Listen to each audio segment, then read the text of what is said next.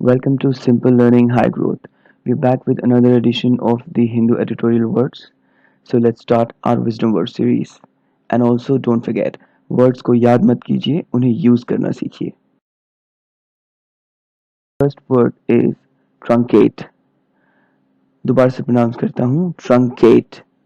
Friends truncate word का मतलब होता है टू शॉर्टन, किसी भी चीज को कट शॉर्ट कर देना यानी कि छोटा बना देना. सेंटेंस पढ़ते हैं. Further discussion was truncated by the arrival of tea. इस सेंटेंस से हम समझ सकते हैं कि कोई एक डिस्कशन चल रही थी, लेकिन जैसे ही चाय आई सबका ध्यान चाय की तरफ गया और डिस्कशन बिल्कुल कट हो गई, छोटी हो गई. और ट्रंकेट वर्ड का यूज़ आप उस जगह पर भी कर सकते हैं जहाँ पे आपको ये बताना हो कि कोई मीटिंग या कोई डिस्कशन या कोई काम को छोटा कर दिया हो किसी भी वजह से. ठीक है, ट्रंकेट. चलिए चलते हैं अगले. Next word is unrelenting. I'll pronounce it again, unrelenting.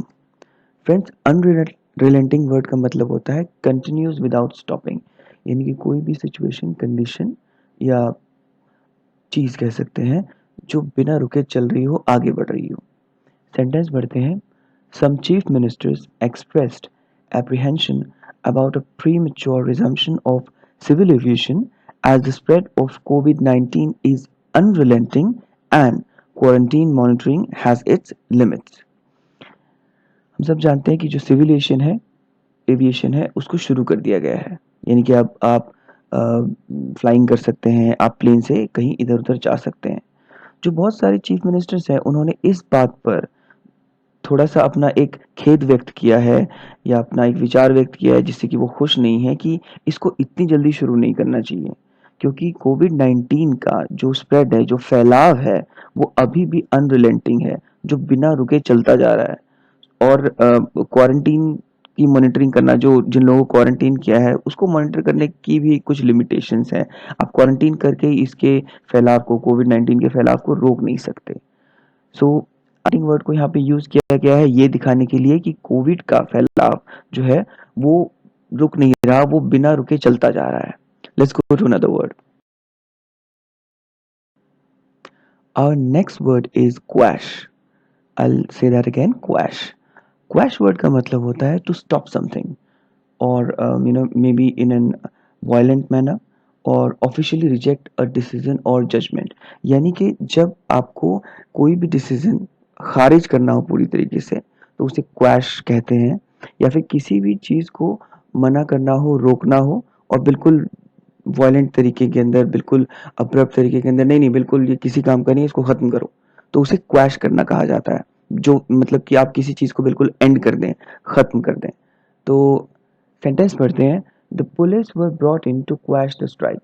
सो दोस्तों, जब भी स्ट्राइक होती है हमें पता है कि पुलिस को बुलाया जाता है कंट्रोल करने के लिए लोगों को, नहीं तो उपद्रव होने लगता है, लोग जलाने वलाने लगते हैं. तो सेंटेंस के अंदर ये बताया गया है that police were brought in to quash the strike, यानी कि police were brought in to put an end to strike, यानी कि quash, put an end to strike. Let's go to another word.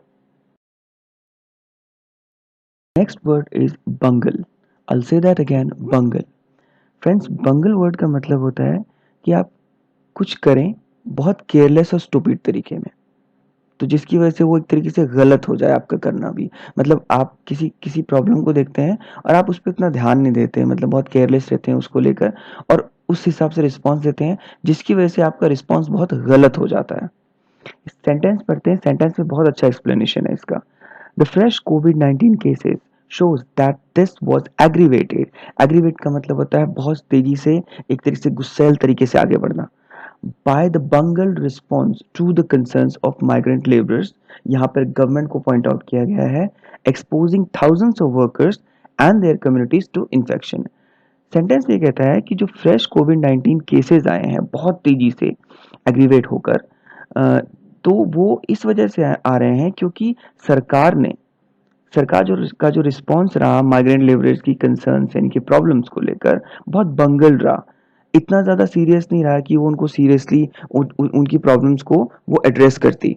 तो जिसकी वजह से क्या हुआ, क्योंकि और हो क्या रहा है, जो माइग्रेंट लेबरर्स है जो बहुत सारी मेट्रोपॉलिटन सिटीज से अपने गांव की तरफ पैदल ही जा रहे हैं, वो लोग एक्सपोज्ड है, वो लोग को क्या खाना मिलेगा, कहाँ रहेंगे, कहाँ सोएंगे, किससे इंटरेक्ट करेंगे, उन्हें नहीं पता। और ये पता ही नहीं है, और ये भी नहीं पता है कि इन्फेक्शन किसको है किसको नहीं है, ये तो हम भी नहीं जानते हैं, और वो लोग बाहर हैं। तो ये एक बहुत बड़ी प्रॉब्लम है, और उनकी प्रॉब्लम्स को सरकार का बहुत बंगल रिस्पॉन्स मिला है, यानी कि बहुत केयरलेस वे में रिस्पॉन्स किया गया है, जिसकी वजह से कोविड-19 के केसेस बहुत तेजी से बढ़े हैं। चलिए चलते हैं अगले वर्ड पर। अगला वर्ड है इनंसिएट। I'll say that again, enunciate. दोस्तों इनंसिएट का मतलब होता है एक्सप्रेस अ थॉट, आइडिया और a plan very clearly and expressly. तो इनंसिएट का मतलब ये भी होता है कि आपको जब बोला जाए कि okay please enunciate about this, then it means कि आप उस चीज के ऊपर और क्लैरिटी और अच्छी तरीके से उसको एक्सप्लेन करें। वर्ड एक्सप्लेन भी यूज होता है किसी चीज को एक्सप्लेन करने के लिए, बट इनंसिएट का मतलब होता है along with the examples and everything and all the details, आप किसी भी चीज को बताएं, मतलब बहुत क्लियरली और प्रिसाइसली। प्रिसाइसली का मतलब होता है टू द पॉइंट बताएं। सेंटेंस पढ़ते हैं, he was ever ready to enunciate his views to all who would listen. वो हमेशा से तैयार रहता था अपने व्यूज को इनंसिएट यानी क्लियरली बताने में उन लोगों को जो लोग की उसकी बातें सुनना चाहते थे। सो इनंसिएट वर्ड का यूज आप कह सकते हैं, he enunciated his point of view in a very very clear and precise way.